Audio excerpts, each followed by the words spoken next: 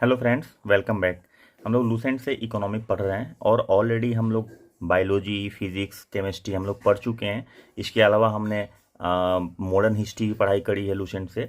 तो almost Lucent complete है। एक प्राचीन भारत का इतिहास जो है वो हमारा लूसेंट से बचा हुआ है, जो हिंदी में करना था हमें, उसको भी हम लोग कंप्लीट करेंगे।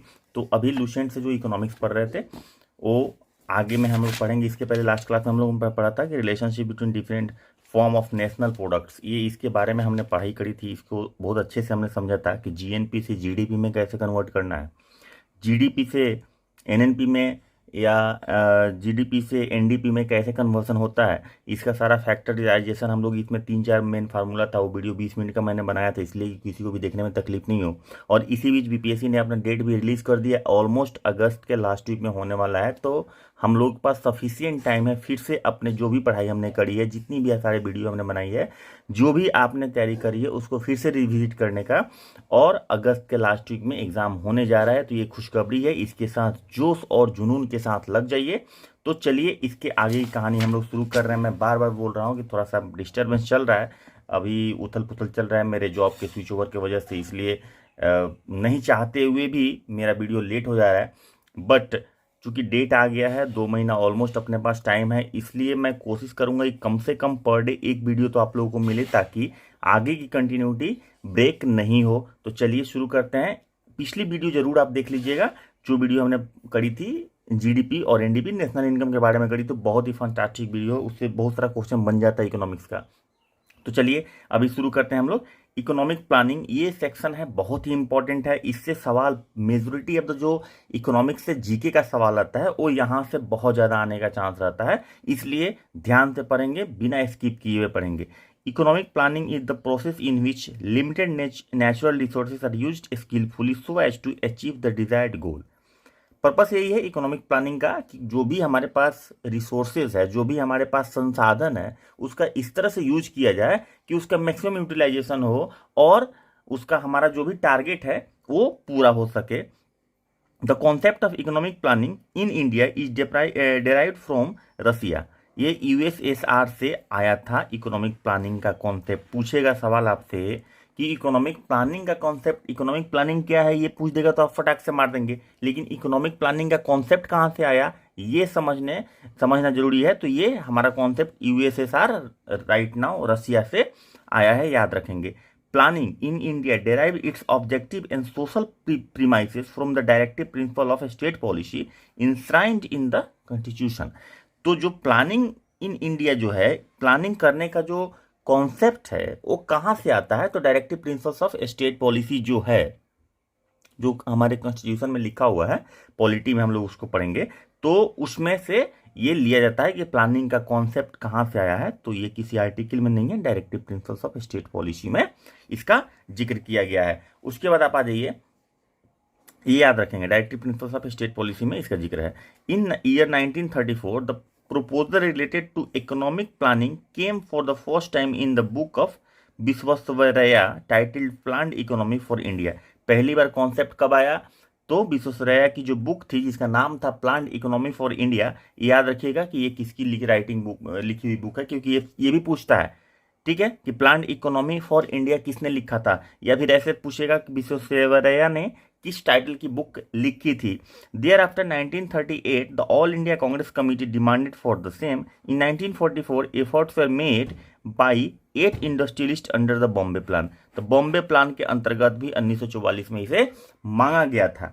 तो इसके आगे जो पॉइंट्स है, उसके बाद हम लोग ये देखेंगे 5 ईयर प्लान कब क्या कहाँ था उसके बाद, लेकिन थोड़ा सा बेसिक इसका समझ लें। Thereafter in the same year Gandhian plan by Shriman Narayan in April 1944, the people's plan by labour leader M N. Roy in January 30, 1950, the Sarvodaya plan by mister Jayaprakash Narayan were presented.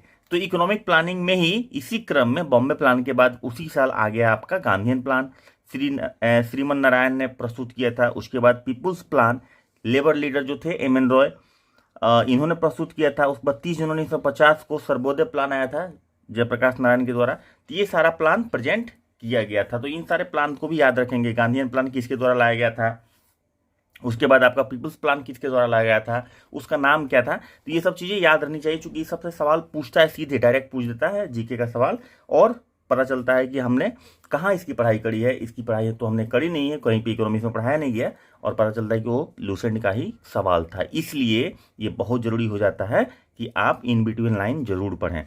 चलिए, after independence in 1947 committee of on economic planning was constituted under the chairmanship of Jawaharlal Nehru.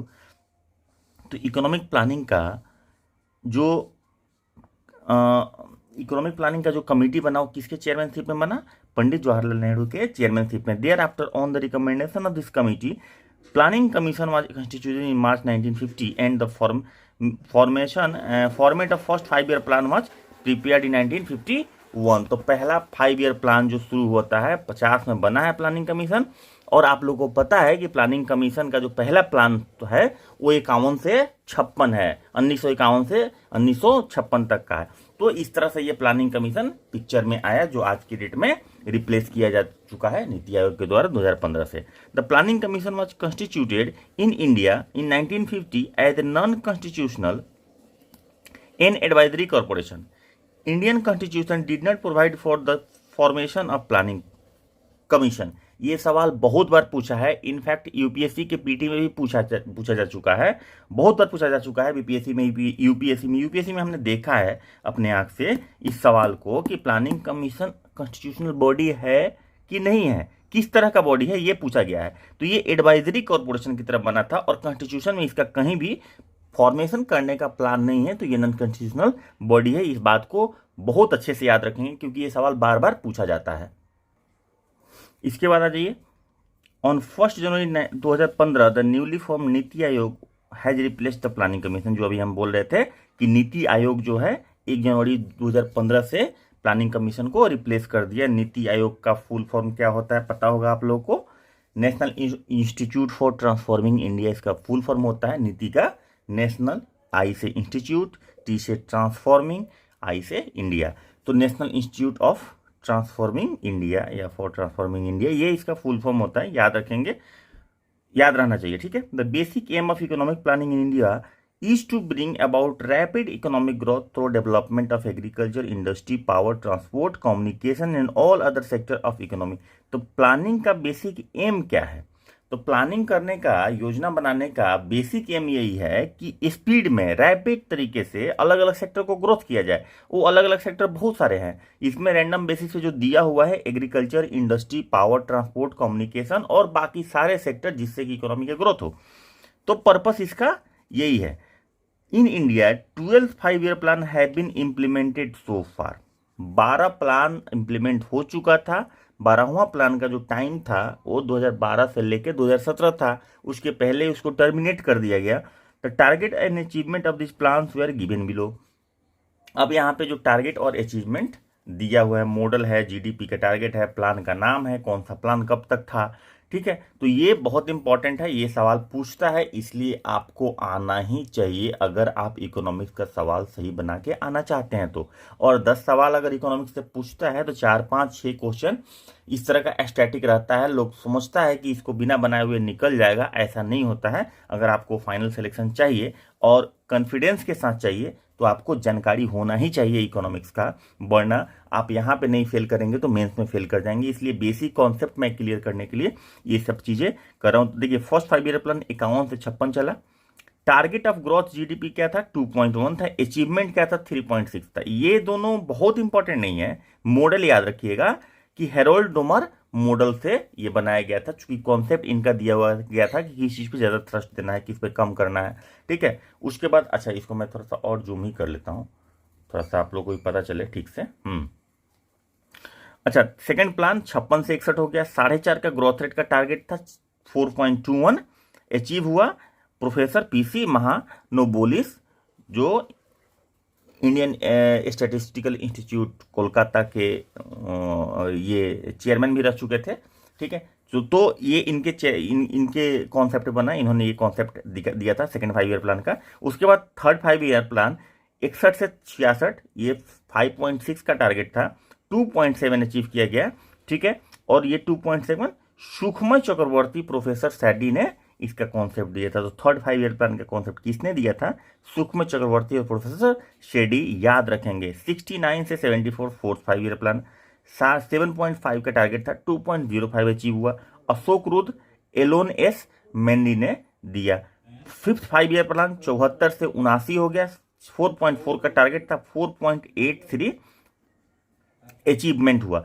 अच्छा, ये आपको समझ में आ रहा होगा कि 4.5 के टारगेट में 4.21 हुआ, 56 5.6 के टारगेट में 2.72 कैसे हुआ? तो 62 की युद्ध हुई थी ना, चाइना ने अटैक कर दिया था इंडिया में, आप लोग को पता होगा। ठीक है, तो ये वही टाइम पीरियड है, ये वही टाइम पीरियड है जब इंडिया में ग्रीन रिवोल्यूशन आया था। तो चाइना के अटैक करने की वजह से इकोनॉमी हमारी कमजोर हो चुकी थी उस समय, इसलिए ग्रोथ रेट कम हुआ। और इतना ज्यादा कम हुआ तो ये भी पूछ सकता है सवाल, अगर आपको 3 लाइनर में पूछेगा तो, किस 5 ईयर प्लान में चाइना ने अटैक किया था? तो ये आप ध्यान रखेंगे ऑप्शन, ठीक है ना। थर्ड 5 ईयर प्लान ऐसे भी हो सकता है। उसके बाद ग्रोथ के हिसाब से क्या बोलते हैं कि टारगेट के हिसाब से ग्रोथ हाफ से भी कम हुआ किस 5 ईयर प्लान में? इस तरह से भी पूछा जा सकता है। या सुखमय चक्रवर्ती प्रोफेसर शेड्डी ने कौन सा प्लान प्रेजेंट किया था? तो ये थर्ड 5 ईयर प्लान था। उसी तरह फोर्थ में भी देखिए, 66 के बाद 69 आ जा रहा है। अब 66 से 69 में 3 एनुअल प्लान बनाया गया था, ठीक है ना, और उसको ताकि नेक्स्ट उसका फोर्थ 5 ईयर प्लान बनाया जा सके।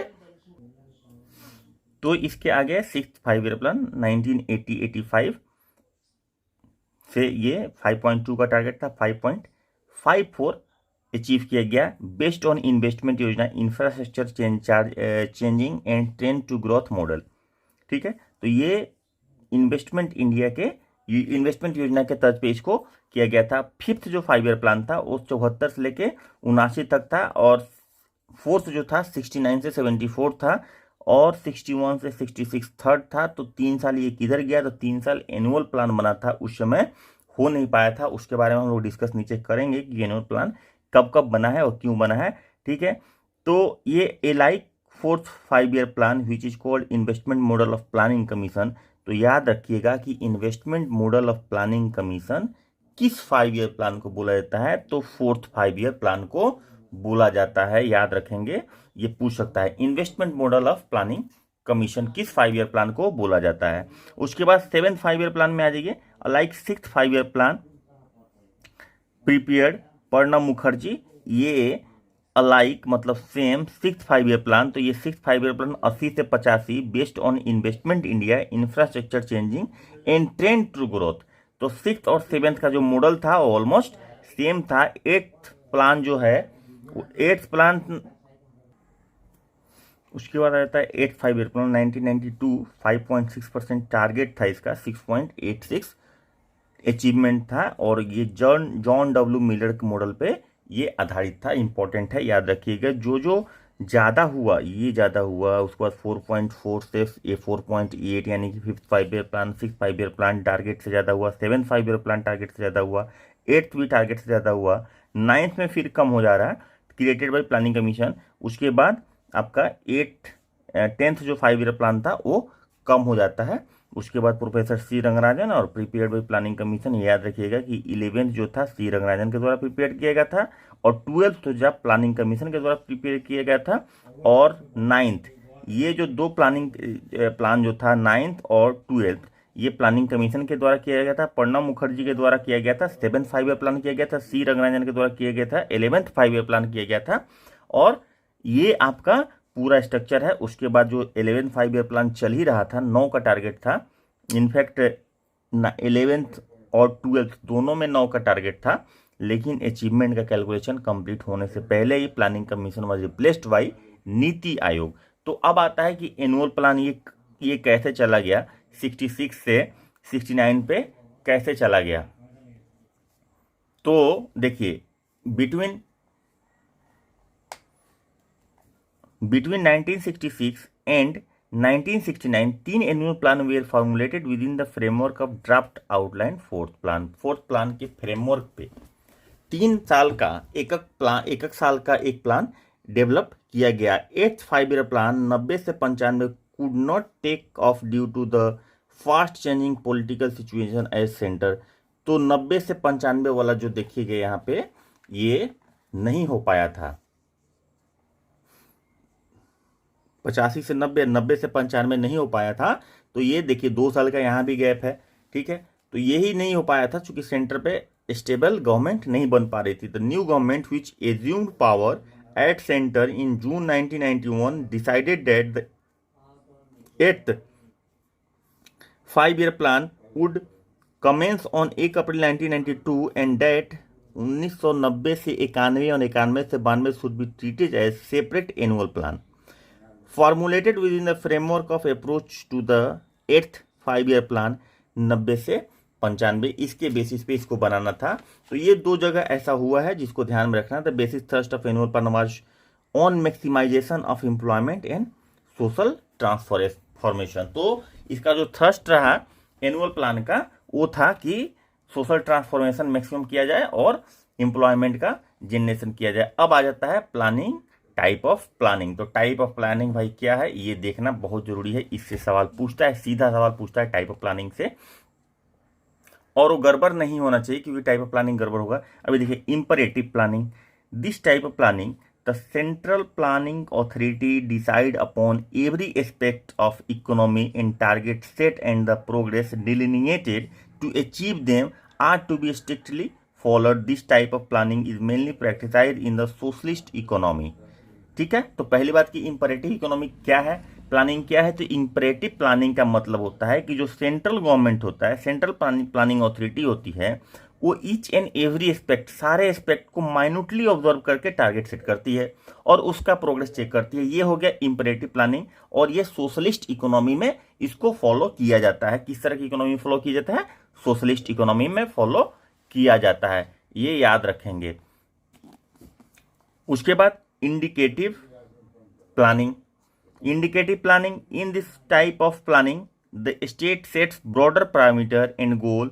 इंडिकेटिव मतलब वैसे भी समझ में आ रहा है कि इंडिकेट करेंगे कि ये चीज़ होना चाहिए। जैसे सपोज करो कि इंफ्रास्ट्रक्चर में हमने बोला कि रोड का कंस्ट्रक्शन प्रॉपर होना चाहिए। तो रोड का कंस्ट्रक्शन का मतलब ऐसा नहीं है कि गांव का रोड इतना चौड़ा होना चाहिए, शहर का रोड इतना चौड़ा होना चाहिए, हाईवे इतनी होनी चाहिए, ये उतना माइन्यूट डिटेल में नहीं जाएंगे। वो माइन्यूट डिटेल में इंपरेटिव प्लानिंग में चले जाएंगे, लेकिन इंडिकेटिव में एक ब्रॉडर गाइडलाइन दे दी है कि रोड होना चाहिए अच्छे से शहर और ग्रामीण क्षेत्रों में। ठीक है, तो उसमें कितनी डेंसिटी होनी चाहिए, उसे पर कैपिटा रोड की कितनी क्वांटिटी मतलब लेंथ होनी चाहिए, ये सारा कुछ जो है वो डिसाइड करेगा इम्प्लीमेंटिंग एजेंसी। ठीक है, तो यहाँ पे सेंट्रल जो ये रहता है सिस्टम है वो ये करेगा, सेंट्रलाइज जो प्लानिंग सिस्टम है वो यही करेगा कि ब्रॉडर गाइडलाइन प्रोवाइड करेगा और इम्प्लीमेंटिंग एजेंसी जो है उसको माइन्यूट में जाएगी। This type of planning state gets broader parameter, sets broader parameter and goal for the economy. It is different from centralized planning, as unlike in the latter, the state does not see plan target to the minutest detail. मतलब बहुत detail में plan target का नहीं जाता है, but only broadly indicate the target to be achieved. क्या achieve करना वो बताता है। It was adopted in our country since 8th 5-year plan as practise in many developed country. 8वां 5-year प्लान के बाद से इंडिया में इस चीज को एडॉप्ट किया गया। किसको, इंडिकेटिव प्लानिंग को एडॉप्ट किया गया है। 8वां से पहले यानी 7वां तक हम लोग ऑलमोस्ट इंपरेटिव प्लानिंग को एडॉप्ट कर रहे थे। उसके बाद प्रोस्पेक्टिव प्लानिंग आ जाइए। It's a type of planning for a long period of time, usually 15 to 20 years. मतलब ये लंबे समय के लिए प्रोस्पेक्ट किया जाता है कि हमें एक विजन होता है, उस विजन के हिसाब से काम करना पड़ता है। As a highly specialised task it is operationalised through the 5-year and annual plan. In such a form of planning, the planner formulate a prospective plan that broadly define the direction desired to be taken by the economy. मतलब ये long term plan ऐसे समझ लीजिए आप, मतलब 15-20 साल में हमारा इकोनॉमी कहाँ जाएगा इस चीज को देखने के लिए इस तरह की प्लानिंग की जाती है। ठीक है, उसके बाद rolling plan. Under the scheme of rolling plan, there are 3 different steps. First, a plan for current year, which include annual budget. Second, a plan for fixed number of years, say 3, 4, 5. It is revised every year as per the requirement of the economy. Third, a prospective plan for 10, 15 और 20 साल।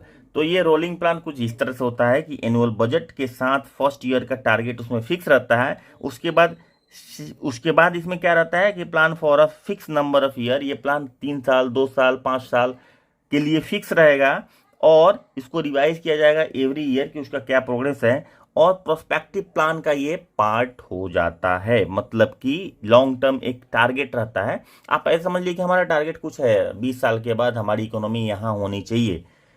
तो 20 साल में ऐसा तो होगा नहीं कि अचानक से वो इकोनॉमी उतनी हो जाएगी। 20 साल में उसको अचीव करने के लिए क्या करना पड़ेगा, तो आपको एनुअल प्लान या रोलिंग प्लान लाना पड़ेगा कि उसको जो अचीवमेंट है, जो हमारा टारगेट सेट हमने किया है कि अगर 5 ट्रिलियन इकोनॉमी अगले 20 साल में, नहीं अभी तो हमारी सेंट्रल गवर्नमेंट 25 तक सेट करके रखी है तो उसको कैसे करना है। तो मान लीजिए कि अगर हमने 25 साल के बाद हमने 10 ट्रिलियन इकोनॉमी का टारगेट सेट कर लिया कि 25 साल, तो 10 ट्रिलियन अचीव करने के लिए हमें जितने स्टेप्स चलने पड़ेंगे, जितने डेवलपमेंट का काम करना पड़ेगा, उसको अलग अलग पार्ट में डिवाइड किया जाता है, उसको एनुअली रिवाइज किया जाता है, उसको रोलिंग ओवर भी किया जाता है। वही रोलिंग ओवर यानी कि प्रोस्पेक्टिव प्लानिंग का पार्ट हो गया रोलिंग प्लान। ठीक है, उसके बाद आप आ जाइए, नेक्स्ट जो है वो है core plan. Core plan. As per this concept, Planning Commission asks the state to submit their projected revenue estimate. On the basis of this estimate, Planning Commission determines the expenditure head for state annual plan. This helps in keeping the plan target to realistic limits and prevent revision of funds from the priority item to the non-plan account. The concept of core plan has emerged recently. नया concept है core plan का कि भैया state सारे से पूछ लो कि उनके पास कितना रेवेन्यू रिसीट होने वाला है और अकॉर्डिंगली जो प्लानिंग हो रहा है वो रेवेन्यू रिसीट के, मैं ऐसा नहीं हो कि हमने प्लानिंग कर लिया बहुत ज़्यादा और पता चला कि रेवेन्यू उतना आ ही नहीं रहा है। ठीक है, तो वो लिमिट को क्रॉस नहीं करना चाहिए, इसलिए ऐसा किया जाता है। उसके बाद डिफरेंट हम लोग देखेंगे मॉडल्स ऑफ इकोनॉमिक डेवलपमेंट। अलग अलग मॉडल हमने पढ़ा है और अलग अलग मॉडल पे अलग अलग तरह से काम किया गया। नेहरू महालनोबिस मॉडल जो है, उसके बाद गांधीयन मॉडल है, एलपीजी मॉडल ऑफ डेवलपमेंट है, पूरा मॉडल ऑफ डेवलपमेंट है। तो ये सारा कुछ हम लोग इसके आगे देखेंगे। तो Nehru Mahalanobis model of development emerge as the driving force for strategy of development adopted at the time of formulation of second 5-year plan and has continued right of in 80s। ठीक है, तो ये जो नेहरू महालनोबिस जो मॉडल था इकोनॉमिक डेवलपमेंट का, ये शुरुआत से ही एडॉप्ट किया गया है और ये बहुत ही सक्सेसफुल रहा है। It aimed at enlargement of opportunity for the less privileged section of society.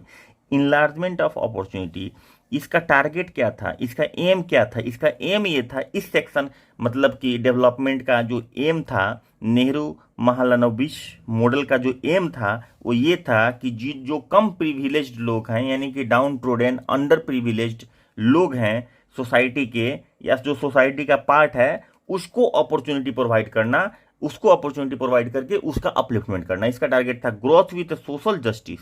Growth with social justice, growth भी होना चाहिए और सोशल जस्टिस भी होना चाहिए। Was the goal of Nehru Mahalanobis model. ये टर्म याद रखेंगे, ग्रोथ विथ सोशल जस्टिस, बहुत ही इंपॉर्टेंट टर्म है, बहुत बार यूज किया जाता है क्वेश्चंस में।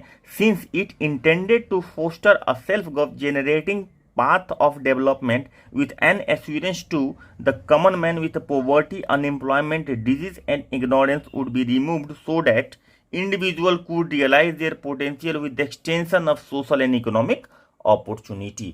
तो ये इसका मतलब क्या हुआ, चूंकि ये पर्पस है कि डेवलपमेंट सेल्फ करना है with an assurance of common man that poverty unemployment and disease and ignorance would be removed. मतलब कोई भी बैरियर आप में नहीं आएगा, चाहे वो बीमारी का हो, चाहे वो बेरोजगारी का हो, चाहे वो गरीबी का हो, चाहे वो दूसरे तरह का कोई भी सोशल बैरियर है, वो आपके डेवलपमेंट में नहीं आएगा। In Nehru Mahalanobis model the state controlled the commanding heights of economic through the public sector.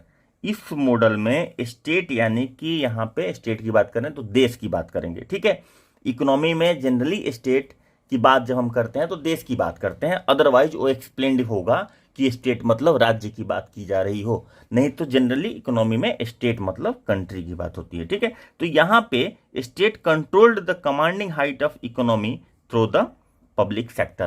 तो गवर्नमेंट के हाथ में था और गवर्नमेंट ये चाहती थी कि डाउन ट्रोडन जो है, जो अनप्रिविलेज्ड सोसाइटी या सेक्शन ऑफ सोसाइटी जो है, जिनको कम सुविधाएं या फिर ऐसा बोलिए कि अपॉर्चुनिटी जिनको कम मिली है, उनका लाइफ को अपलिफ्ट करना है। तो बहुत सारा बेसिस था, बहुत सारा बेसिस सोसाइटी में ऐसा है, बीमारी इस तरह की है, उनको सोसाइटी में प्रॉपर जगह नहीं मिलेगा, या फिर गरीबी, या फिर अनएम्प्लॉयमेंट, बेरोजगारी, सामाजिक स्तर, बहुत सारी चीज़ें हैं जिसकी वजह से उनका अपलिफ्टमेंट नहीं हो रहा था। तो ये जो मॉडल था वो इस तरह था कि प्राइवेट सरकार कंट्रोल नहीं करेगा, गवर्नमेंट ही खुद कंट्रोल कर रही है, इसलिए गवर्नमेंट अपॉर्चुनिटी दे पाएगी।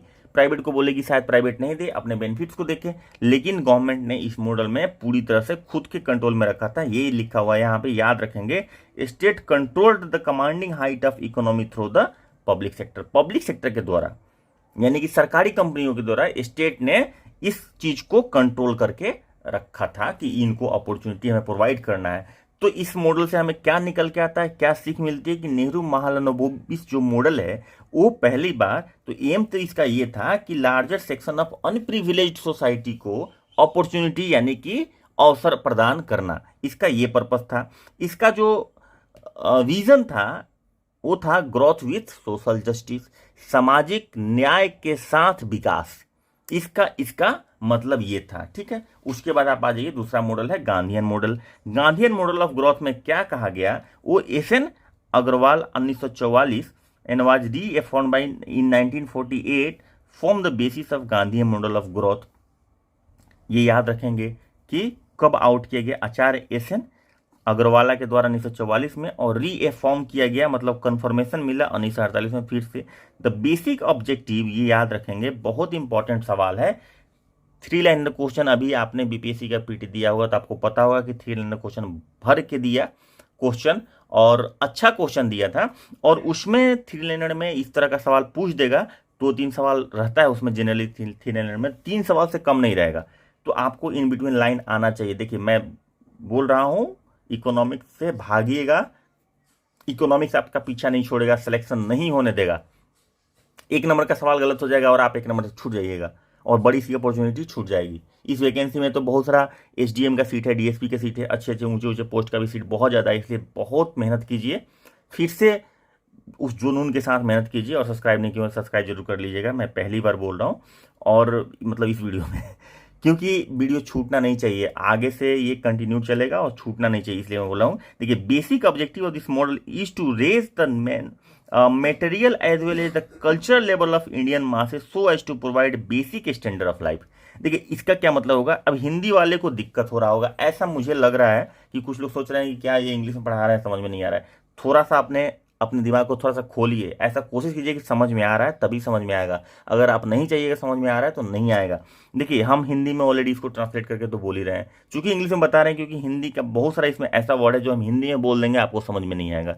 हिंदी वाले भाषी की बात मैं बोल रहा हूँ कि हिंदी वाले को भी समझ में नहीं आएगा कि हिंदी में क्या बोला गया। इससे बेहतर है कि जो भाषा है उसको आप समझिए, और जो टेक्निकल टर्म है तो आपको इसे भी, अब इकोनॉमी वर्ड थोड़ी आपको हिंदी में समझने की जरूरत है कि आर्थिक नहीं बोलेंगे तो आपको समझ में नहीं आएगा, इकोनॉमी बोलेंगे मार्केट बोलेंगे तो समझ में आएगा, विपणन बोलेंगे तो समझ में नहीं आएगा, बहुत बार ऐसा होता है। इसलिए देखिए इसमें हम ऑब्जेक्टिव क्या है इस मॉडल का, to raise the material as well as culture level, दोनों लेवल उठाना है भाई, मेटेरियल और कल्चरल लेवल दोनों उठाना है इंडियन मासेस का, पूरे देश के लोगों का मेटेरियल और कल्चरल लेवल। अब मेटेरियल लेवल क्या होता है, भौतिक सुख बोलिए उसको, भौतिक सुख, और कल्चरल लेवल मतलब जो कल्चर है यानी कि जो सोशल स्ट्रक्चर है, जो जैसे जाति धर्म इन सब चीज़ों का जो बनावट है उसका लेवल उठाना है। ऐसा नहीं है कि कास्ट ही बदल देना है या धर्म ही बदल देना, ऐसा नहीं। इसका मतलब ये हो गया कि आप अगर किसी सामाजिक दायरे में है और उस सामाजिक दायरे को ऊपर उठाना, अगर आप गरीब हैं तो आपकी गरीबी को कम किया जाए, आपको सुख सुविधाएं दिया जाए, जिससे कि बेसिक लाइफ, एक अच्छी जो आधारभूत लाइफ होती है, एक मतलब एक्सेप्टेबल लाइफ कंडीशन जो होता है, जिंदगी जीने का एक तरीका होता है, वो आपको मिले। तो इसमें इसीलिए क्या होता है, so as to provide basic standard of life. तो आपका कल्चर भी अपलिफ्ट किया जाएगा कि भाई इस तरह का कल्चर जो कल्चर है, ऐसा कल्चर है जो समाज में एक्सेप्टेबल नहीं है, अच्छे समाज में या ऊंचे समाज में, उसको छोड़ ही देना बेहतर है। जैसे कुछ कुरीतियां होती है सोसाइटी में, उसको कहा गया कि उसको छोड़ दिया जाए, चाहे से बाल विवाह हो, दहेज प्रथा हो, सती प्रथा हो, इन सब चीज़ों को छोड़ दिया जाए। इसी तरह की कुरीतियां कल्चरल प्रैक्टिसेस हैं जिससे नुकसान ही नुकसान है, कोई फायदा किसी को नहीं है, उसको छोड़ दिया जाए। उसी तरह से आपका मटेरियल जो अपलिफ्टमेंट कैसे होगा, तो आपको एम्प्लॉयमेंट दिया जाए, एम्प्लॉयमेंट अपॉर्चुनिटी मिलेगी, एम्प्लॉयमेंट अपॉर्चुनिटी मिलेगी तो रोजगार बढ़ने की वजह से आपका आय बढ़ेगा, आय बढ़ेगा तो आप बच्चों को पढ़ाएंगे, स्कूल मिलेगा, शुद्ध पानी मिलेगा, उसके बाद स्वास्थ्य की सुविधाएं मिलेगी। इस तरह से लाइफ अपग्रेड करेगा तो basic standard of life improve हो जाएगा। और इंडियन मासेस की बात कही जा रही है, पूरे देश के लोगों के बारे में कही जा रही है, पर्टिकुलर किसी सेक्शन के लिए नहीं कही जा रही है। तो गांधीयन मॉडल ये कहता है कि पूरे देश के लोगों को ये बेसिक चीज मिलना चाहिए, ठीक है। जबकि नेहरू महालनोबिस जो मॉडल था वो ग्रोथ विथ सोशल जस्टिस की बात करता है और साथ ही अनप्रिविलेज्ड लोग पे ज्यादा थ्रस्ट देता है। तो इस दोनों में थोड़ा सा डिफरेंस है। अगर आपको कंपैरेटिव स्टडी करना हो तो आप ऐसे करेंगे तो आपको कंसेप्ट क्लियर ज्यादा होगा, याद ज्यादा रहेगा, ठीक है। रटने का कोशिश मत कीजिएगा भैया, इकोनॉमिक्स है ये दूसरा साइंस कहलाता है, इसलिए रटने का कोशिश नहीं कीजिएगा। It aims primarily at improving the economic condition of villages of India and hence it lays the greatest emphasis on scientific development of agriculture and rapid growth of cottage and village industry। ये क्या कहता है Gandhian model, क्या कहता है, पूछ देगा आपसे 3 लाइनर में, 3 लाइनर क्वेश्चन में 3 लाइन लिखता है और 4 गो ऑप्शन देता है, 5वां ऑप्शन आपको पता है क्या देता है, और उसमें ये 4 में से ये जो 4-5 पॉइंट 6 पॉइंट ये दिख रहा है, इसमें से 4-5 पॉइंट उठा के डाल देगा, एक में उल्टा से कर देगा, आपको याद नहीं रहेगा, आप गड़बड़ कर दीजिएगा, क्वेश्चन गलत हो जाएगा, आप बोलिएगा सर हम तो सही किए थे। ऐसा नहीं होता है, इसलिए इन बिटवीन लाइन जरूर पढ़िएगा। इसमें क्या करा है, it aims primarily at improving the economic condition of village of India. अब विलेज ऑफ इंडिया को क्यों कहा गया, क्योंकि 1944 में आया था। इनफैक्ट आज भी इंडिया को, भारत को गांव का देश कहा जाता है, आज भी कहा जाता है, क्योंकि मोर देन 55% पॉपुलेशन आज भी गांव में कृषि पे आधारित है, जिनका जीवन यापन कृषि से चलता है। तो पूरे इंडिया के पॉपुलेशन की हम बात कर रहे हैं, आप गांव के पॉपुलेशन की बात नहीं कर रहे हैं। पूरे इंडिया के पॉपुलेशन का मोर देन 55% कृषि आधारित जीवन यापन करते हैं। जाहिर सी बात है, हमारा जो अर्बन पॉपुलेशन आज भी 20% से कम है। पूरे ऑल ओवर इंडिया की एवरेज बात करें किसी किसी स्टेट में, हमारे स्टेट में तो अभी देख लीजिए कि 10% के आसपास है, 11% के आसपास है शहरी पॉपुलेशन, और बाकी 90%, 79%, 89% हमारा पॉपुलेशन आज भी गांव में रहता है। बिहार की बात कर रहे हैं हम, भारत की बात करें तो 20-22% से ज़्यादा नहीं है अर्बन पॉपुलेशन आज ही। और तब सब सोच लीजिएगा 1944 में तब क्या रही होगी। तो उस समय ये कॉन्सेप्ट जब आया था तो कहा गया था कि विलेज की कंडीशन को बेहतर करना है, क्योंकि विलेज की कंडीशन को बेहतर करेंगे तो इंडिया की कंडीशन अपने आप बेहतर हो जाएगा। सारे कंडीशन थोड़ा तो बेहतर है ही। अब आइए, it Lay's the greatest emphasis on scientific development of agriculture. अब कहा गया कि विलेज का कंडीशन अच्छा कैसे होगा, तो विलेज का कंडीशन तभी अच्छा होगा ना जब विलेज में जो चीज़ें हैं, जो रोजगार के साधन है, उसको बेहतर बनाया जाए, वहाँ पे प्रोडक्शन बढ़ाया जाए, वहाँ पे इनकम लोगों का बढ़ाया जाए, वहाँ पे लोगों की लाइफ अपने आप अच्छी हो जाएगी।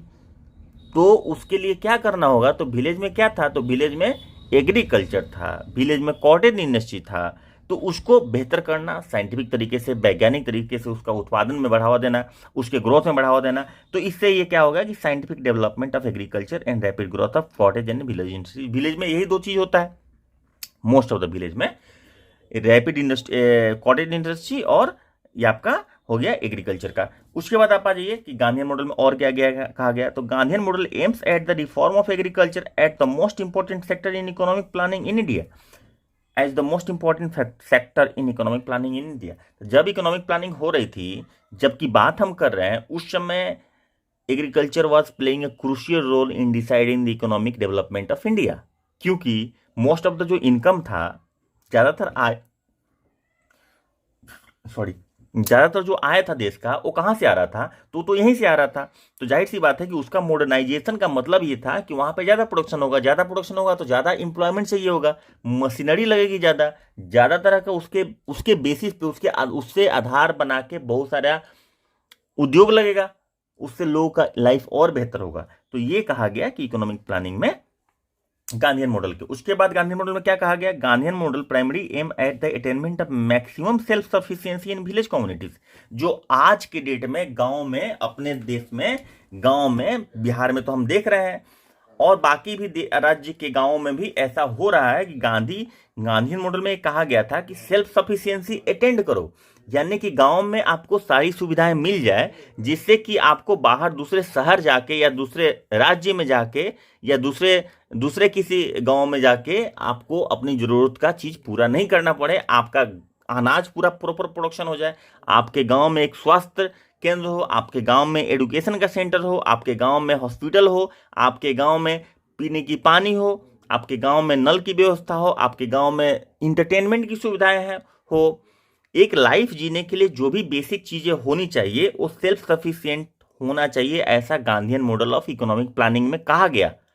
और आज के डेट में अगर देखा जाए तो मूव कर रहा है, कोविड के बाद लोग गांव की तरफ ही मूव कर रहे हैं, और बहुत सारे ऐसे एग्जाम्पल मिल जाएंगे कि गांव में लोग जाके सेटल हो रहे हैं। और आज के डेट में गांव बाजार में तो देख लीजिए कि आपको बर्गर भी मिल रहा है। अभी तो मैं कुछ दिनों से रह रहा हूं गांव में, और मैं देख रहा हूं कि बर्गर, रोल, मतलब चिकन टिक्का मसाला से लेके चाउमीन से लेके आपको एवरीथिंग जो आप शहर में खोजते हैं वो लगभग सारा कुछ मिल रहा है गांव में। सारी सुविधाएं, बिजली हो गया है, सड़क हो गया है, पानी हो गया है, नल वाला पानी मिलता है घर में, टंकी बैठा हुआ है, एवरीथिंग सारा फैसिलिटी आपको मिल रहा है गांव में। तो ये सब चीजें इंप्रूवमेंट हो रही थी जो गांधीयन मॉडल में उस समय कही गई थी, ताकि दूसरे पर डिपेंड नहीं होना पड़े। और कोविड ने ये सिखा दिया कि ये बहुत जरूरी है। कोविड ने आत्मनिर्भर भारत सरकार ने आज लाई है, लेकिन गांधीयन मॉडल में इस बात को बहुत पहले कहा गया था, सेल्फ सफिशिएंसी की बात। Hence the plan emphasizes the rehabilitation, development and expansion of cottage industry side by side with agriculture. Spinning and weaving are the given the first place. तो गांधीयन प्लानिंग में उस समय स्पिनिंग एंड वीविंग को पहला स्थान इसीलिए दिया गया था क्योंकि वो उस समय मुख्य आधार हुआ करता था। ठीक है, while Nehru wanted to give prime importance to heavy industry, Gandhian model attempt to give primacy to agriculture supported by handicraft and cottage industry. तो गांधी का ये कहना था कि हम हैंडीक्राफ्ट, कॉटेज इंडस्ट्री, एग्रीकल्चर को सपोर्ट करेंगे, सबसे ज़्यादा हम वैल्यू देंगे या मतलब इंपॉर्टेंस देंगे। लेकिन नेहरू जी का क्या कहना था, वो हैवी इंडस्ट्री पे ज़्यादा फोकस कर रहे थे। तो this is all about Gandhian model और नेहरू मॉडल। एलपीजी मॉडल का डेवलपमेंट और पूरा मॉडल बहुत इंपॉर्टेंट है। जैसे ये इंपॉर्टेंट है वैसे ही इक्विवेलेंटली वो भी इंपॉर्टेंट है, जो कि नेक्स्ट क्लास में करेंगे। इस वीडियो को यहीं पे करते हैं एंड, और बहुत अच्छे से मन लगा के पढ़िए। सब्सक्राइब आप लोग कर नहीं रहे हैं, वीडियो में बहुत दिनों से नहीं ला रहा हूँ, व्यू भी कम हो रहा है, लेकिन आप लोगों के सपोर्ट की जरूरत है और हमें इस तरह से सपोर्ट चाहिए कि कंटिन्यूटी आप मेंटेन कीजिए। हम आपको आपकी मंजिल तक पहुंचाने में हर संभव मदद करेंगे। वीडियो अब मैं कोशिश करूंगा कि ब्रेक नहीं हो, चूंकि डेट आ गया है। मुझे एक्सपेक्टेशन तो था ही ऐसा कि 2.5 महीने के आसपास लगेगा कंप्लीट होने में, तो 2.5 महीने के आसपास मिड जनवरी जून के आसपास हमने ये एक्सपेक्ट किया था। तो मोटा मोटी वही 2.5 महीने के आसपास हो गया। अगस्त के लास्ट वीक में एग्जाम होना है, तो अब फिर से हम लोग कंटिन्यूटी मेंटेन करेंगे, इसको कहीं से कोई ब्रेक नहीं होने वाला है। ठीक है, तो नेक्स्ट क्लास में हम लोग एलपीजी मॉडल और पूरा मॉडल, वो भी इक्वली इंपॉर्टेंट है। तो सब्सक्राइब करना बिल्कुल नहीं भूलेंगे, और लाइक और शेयर अपने दोस्तों के साथ कीजिए। एक्सप्लेन कीजिए, आपको समझ में नहीं आता है तो दोस्तों के साथ एक्सप्लेन कीजिए। जरूरत पड़े तो बीच में वीडियो का स्क्रीनशॉट ले लीजिए, उसको देखिए रेंडमली याद करने के लिए। लेकिन किसी भी तरह से एग्जाम नहीं छूटना चाहिए। एक बात जान लीजिए कि ये जो एग्जाम कैंसिल हुआ था, ये एक्चुअली आप लोग के लिए एक बिगर अपॉर्चुनिटी लेके आया कि जिनका सिलेक्शन थोड़ा बहुत चांसेस थीन हो रहा था, उनको अपॉर्चुनिटी मिल गया एसडीएम और डीएसपी बनने का और दूसरे दूसरे जो पोस्ट है उस पर जाने का। ठीक है, तो इसको अपॉर्चुनिटी को भरपूर यूटिलाइज कीजिए, लगातार पढ़िए। 2 महीना लगभग टाइम है अपने पास, 2.25 महीना, इसमें कोई भी चीज मिस नहीं होना चाहिए। मिलते हैं अगले क्लास में, तब तक के लिए बाय बाय, टेक केयर, जय हिंद।